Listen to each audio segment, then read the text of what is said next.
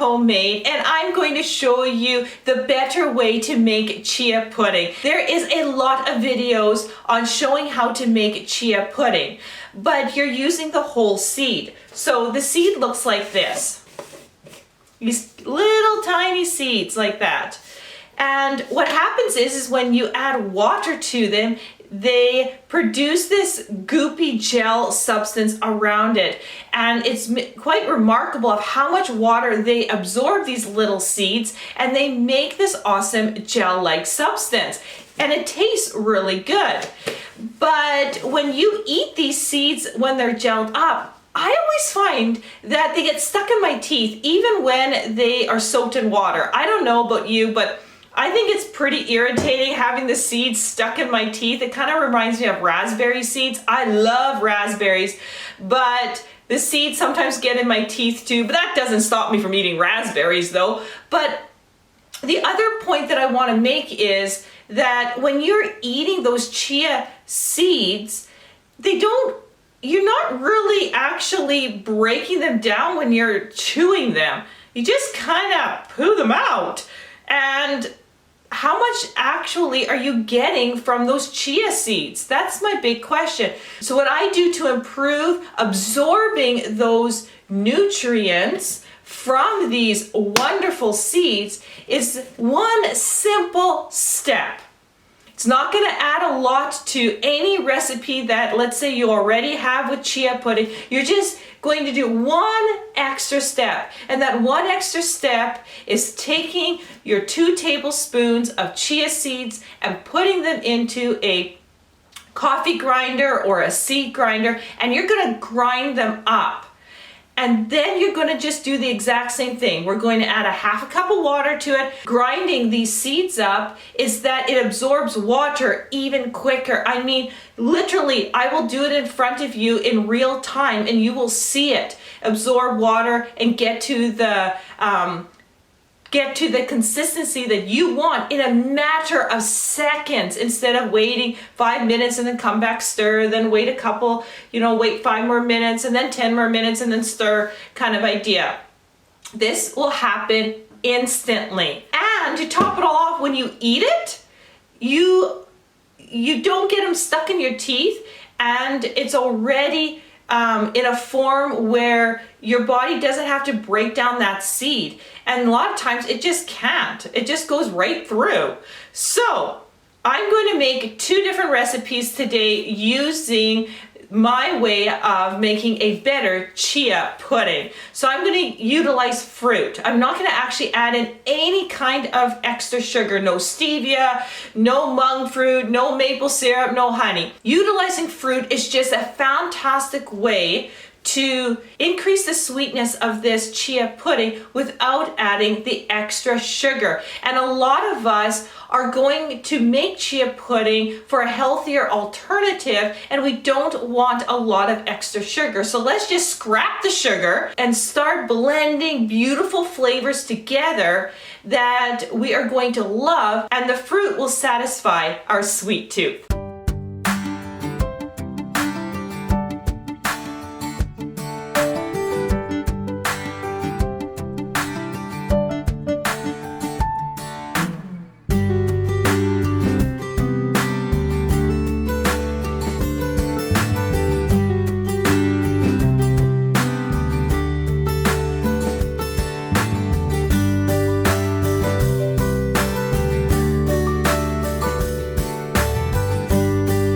Now I have my coffee grinder here, and I'm going to add in 2 tablespoons of chia seeds.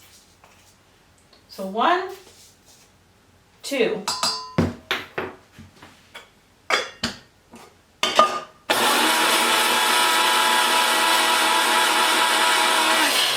So 7 seconds later. So take a look at that. That is ground chia seeds.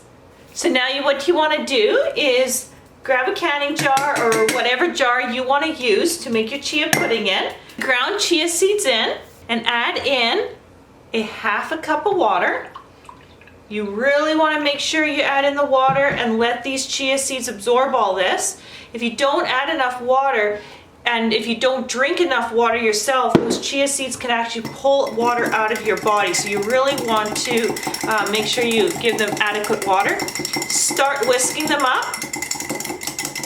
And literally, it is starting to form a gel right now.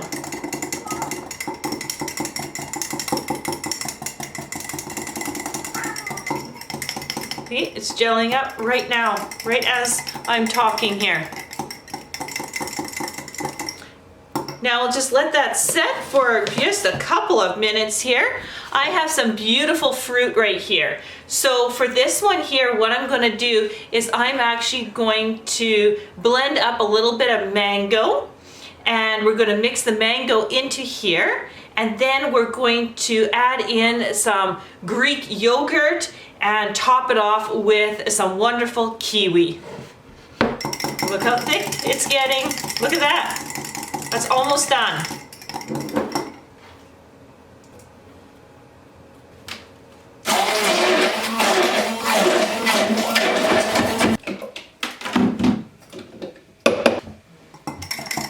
Okay, perfect consistency right there.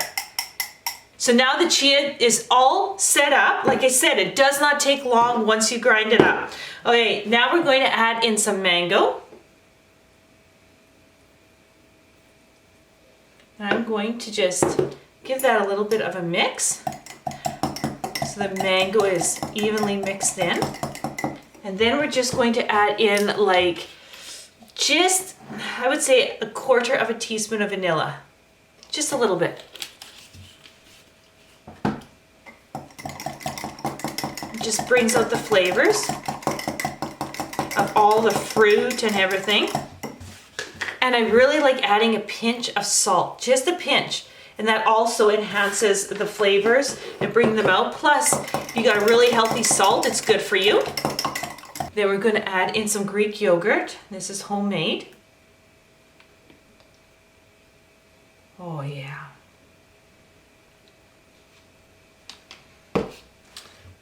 Then we're going to top it off with some fruit.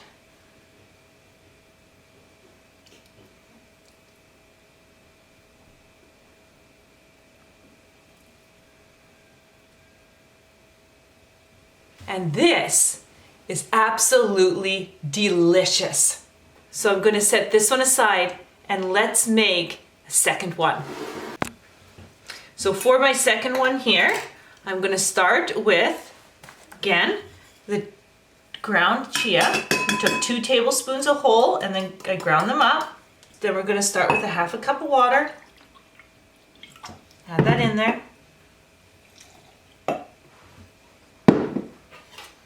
Give it a good mix. To this, we're going to add just a little bit of vanilla. Again, just 1/4 of a teaspoon, just a little bit. You don't need much. Mix that in. And then a little pinch of salt. In that goes. Mix that in. And look at that. In that time that I grab my vanilla, grab my salt, it's already almost gelled and ready to go. Holy, it does not take much time. And that's one reason I really love this way of doing it. So we are done here with mixing. Now I'm going to add in a little bit of yogurt. I'm going to kind of just put a couple of tablespoons of yogurt on this side right here. I'm going to put in some cut up strawberries. And then I'm going to put in a little more yogurt.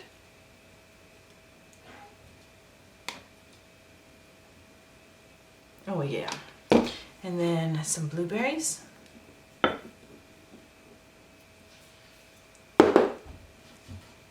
And then I'm going to add a little more strawberry on top and some kiwi.